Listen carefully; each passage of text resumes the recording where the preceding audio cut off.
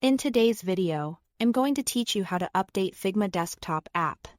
Keeping your design tools current helps you get the latest features, performance improvements, and important bug fixes. And the process in Figma is quick and built right into the app. Start by opening the Figma desktop app on your computer. Give it a moment to load so the interface is fully ready. Next, look to the top right corner of the Figma window. You'll see a small downward-facing arrow.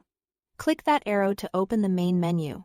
This drop-down is where Figma keeps many app-level options, including update controls and information about your installation. In the menu that appears, find the section labeled About Figma. Under that section, click Check for Updates. This tells Figma to look for the newest available version. It only takes a few seconds, and you can keep an eye on the app while it checks. If an update is available, Figma will clearly let you know.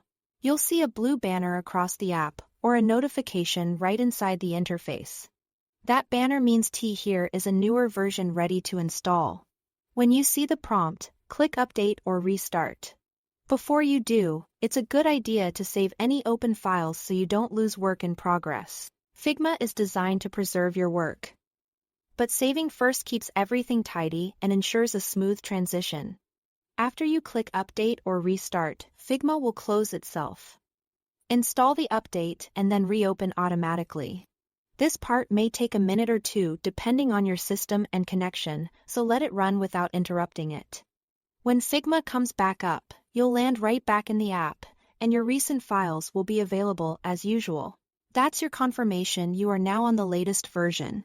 If you don't see a blue banner or any prompt after checking for updates, that simply means you are already up to date and here is nothing more you need to do. You can continue working normally. That's the entire process. Thanks for watching.